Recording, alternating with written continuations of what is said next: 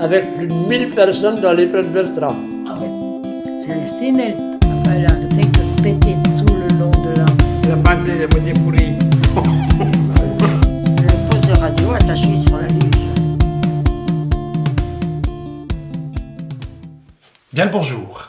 Aujourd'hui, une histoire racontée avec ingénuité et tendresse par Jojo. Georges Le Calvet a 7 ans en 1943. Pour fuir les bombardements à Lorient, avec sa mère, il se réfugie à la campagne. Dans ce livre, il raconte ses aventures en gardant le ton de l'enfant qu'il était pendant la guerre. Et aussi, bien sûr, les drames qui se jouent. Voici un extrait où il narre le destin tragique de Gisèle. Moi j'aime bien Gisèle, la Gisèle du coin de la place, celle qui tient une boutique de fil, celle que tout le monde dit que c'est une grande sauterelle avec des taches de rousseur et du poil aux pattes. Ben moi je suis pas d'accord. C'est pas une grande sauterelle. Bon, pour les taches et les poils, je peux pas dire. Mais c'est pas une grande sauterelle. D'abord une grande sauterelle de 18 ans, moi j'en ai jamais vu. Hein. Mais en plus, Gisèle est belle. Elle a un grand cou qu'on voit bien par devant et qu'on voit moins bien par derrière parce qu'elle le cache sous des cheveux qui se relèvent sur la nuque comme s'ils étaient enroulés autour d'un bigoudi. Mais elle n'a pas de bigoudi, hein. Elle a une bouche qui sourit tout le temps. Sauf quand elle chante. Elle a des yeux que je ne sais pas comment ils sont parce que je n'ai jamais pu les voir. À chaque fois que j'essaye de les regarder, j'arrive à peine et hop, je regarde mes godasses pour voir si elles n'auraient pas un trou. Qu'est-ce que je peux les regarder, mes godasses? Elle met souvent une robe à carreaux rouge et blanc. Quelquefois aussi, elle porte une ceinture large, noire, comme les souliers vernis de ma grande sœur. Ça lui fait une toute petite taille, alors tous les gars du village ont envie de la serrer entre leurs deux mains. Elle a un vélo rouge, avec un cadre assez haut qui l'oblige à lever la jambe pour l'enfourcher. C'est vachement chouette. Ouais. Gisèle, elle vit toute seule. Avant, elle vivait avec sa mère, mais elle est morte juste avant qu'on arrive, il paraît. Alors, elle continue à vendre le fil et les boutons qui sont dans la boutique. Moi, j'y vais souvent en rapport à ma mère qui fait des robes pour le monde, pour avoir du beurre.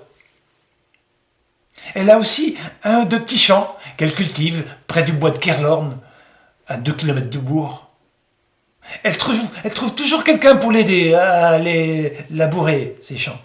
Et aussi pour lui couper son bois pour la cheminée. Oh, il se battrait même plutôt parce qu'à la fin, Gisèle, elle leur dit merci avec un si beau sourire que ça rend tout le monde heureux. J'ai entendu dire un qui disait, un jour, à un autre, oh, sûr qu'on lui labourerait bien tout ce qu'elle a à labourer. Mais comme elle a que 2 champs, je vois pas ce qu'il voulait dire. Oh, y en a un qui vient souvent lui couper du bois, et même discuter avec elle. Il reste des heures, lui assis sur son vélo, et elle accoudée à sa fenêtre. Et ça y va des langues, et des yeux, des mines, et des rires que je trouve un peu trop forts. C'est Rémi, le fils du pharmacien. Eh bien, je peux te dire que je l'aime pas beaucoup. Il a 19 ans, il est étudiant je ne sais pas quoi, mais je trouve qu'il est un peu trop souvent en vacances, lui. Encore un qui a dû avoir son bac avec mention kilo de beurre, tiens. J'y crèverais bien ses pneus de temps en temps, juste pour rigoler. Bon, je suis pas sûr que ça plairait à Gisèle, quoi. Pour l'instant, c'est l'été. Et Gisèle enfourche bien haut tous les matins son vélo pour aller à ses jardins. Pour ne pas froisser sa robe, elle la passe par-dessus la selle. Et si elle pédale vite et qu'il y a un peu de vent, coiffée d'un sourire qui annonce la chanson, elle est entourée comme d'un coquelicot rouge posé à l'envers, d'où dépassent seulement ses grandes jambes qui dansent sur les pédales. C'est beau. Le problème de ces départs matinaux, c'est qu'il y a de plus en plus de cyclistes au bourg et que tous les gars semblent commencer à la même heure maintenant. Et je parle même pas de la compagnie cycliste allemande qui a pris ses quartiers dans mon école.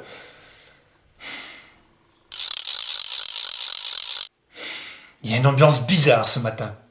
Je me lève sans bruit et vais à la fenêtre en haussant ma tête juste pour que mes yeux voient.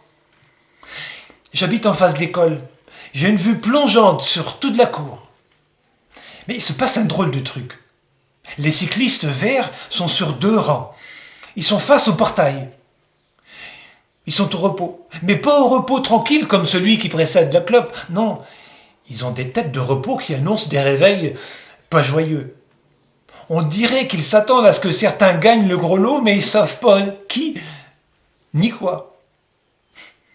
Et puis, soigneusement, alignés sur la ligne du portail qui est grand ouvert, que des femmes. Des bretonnes du pays, en noir, comme il se doit, car elles sont toutes en deuil d'un enfant, d'un mari, d'un père ou d'un cousin. Ou tout simplement parce que, depuis le temps, elles ne savent plus où elles ont mis l'autre tenue. Les réfugiés, elles, sont en manteau de briques et de broc aux couleurs passées. Ce qui donne une troupe française à dominante noire et grise, couleur de son moral. Et surtout, le silence. Au bout de 10 minutes, j'ai un choc. 2 hommes et une femme sortent du bâtiment principal et s'approchent de la troupe.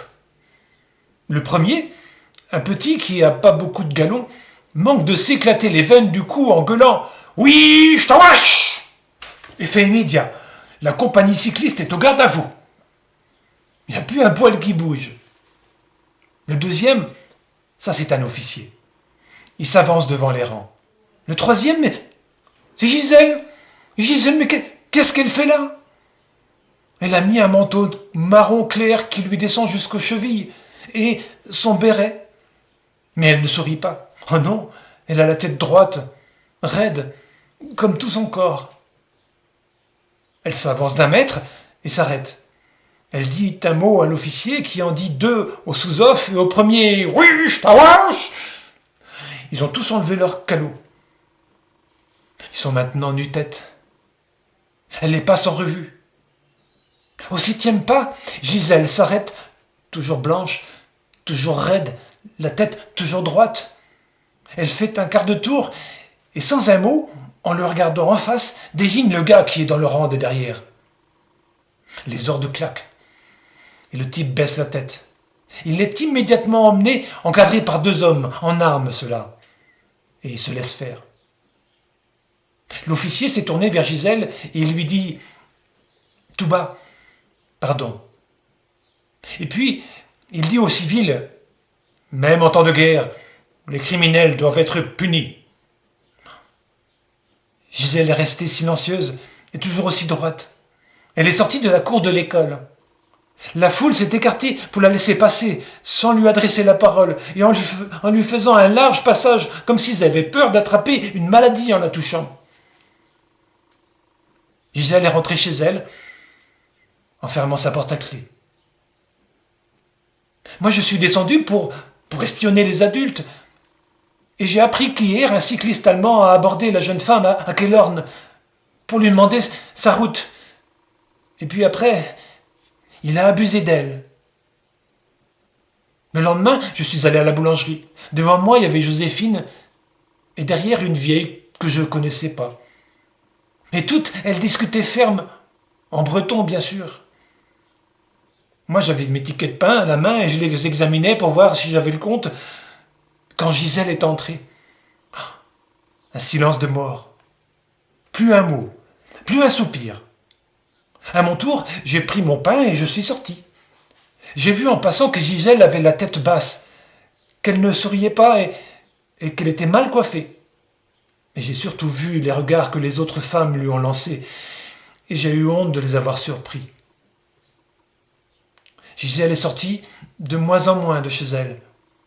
Un jour, j'ai vu Rémi qui faisait le tour de la place pour ne pas passer devant sa fenêtre. Le lendemain, Gisèle sciait elle-même sur son chevalet des bûches pour sa cheminée. On était en hiver. Au printemps, il n'y avait plus de volontaires pour aller retourner ses champs de Kellorn. Et j'ai même entendu celui qui était prêt à tout lui labourer dire à son copain Le jour de la libération, je te le dis, moi. Celle-là, elle n'aura pas besoin d'aller chez le coiffeur. On s'en occupera. J'ai pas compris ce qu'il voulait dire, mais j'ai bien compris que plus personne n'aimait ma grande sauterelle de Gisèle, que son sourire s'était envolé un soir à Kellorn, et que le désespoir lui tenait lieu de chanson depuis le passage en revue dans la cour de l'école. Un dimanche, ma mémé avait fait des pommes au four, des pommes qui nous restaient de l'automne. Alors j'ai fait mon coup en douce. L'après-midi, quand la moitié du village était au vêpres et l'autre moitié au café, j'ai arraché la double page du milieu de mon cahier.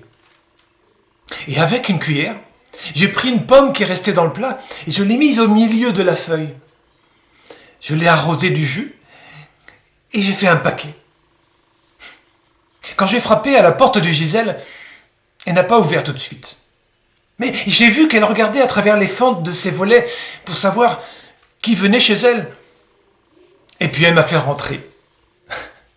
Alors tout bête, un peu empoté, je lui ai tendu mon paquet tout chiffonné et un peu graisseux, sans réussir à sortir un seul mot malgré toutes les belles phrases que j'avais préparées. Quand elle m'a serré contre elle, j'avais mon nez qui arrivait juste à la hauteur de sa ceinture. Elle m'a dit seulement « Oh, Joso, mon petit Jobic !» Mais comment prononcer un mot quand toute la méchanceté et la bêtise d'un village te remontent à la gorge et t'étranglent? Alors on s'est contenté de se renifler en chœur, en se dandinant d'une jambe sur l'autre et en se serrant très fort. Mais moi, pendant ce temps-là, je calculais comment je pourrais faire pour grandir 2 fois plus vite que les autres et revenir lui donner son sourire à Gisèle. Mais quelques mois plus tard, les 2 laboureurs et d'autres sont venus jouer au coiffeur avec elle. Il paraît que ça se faisait beaucoup en cette année 1944.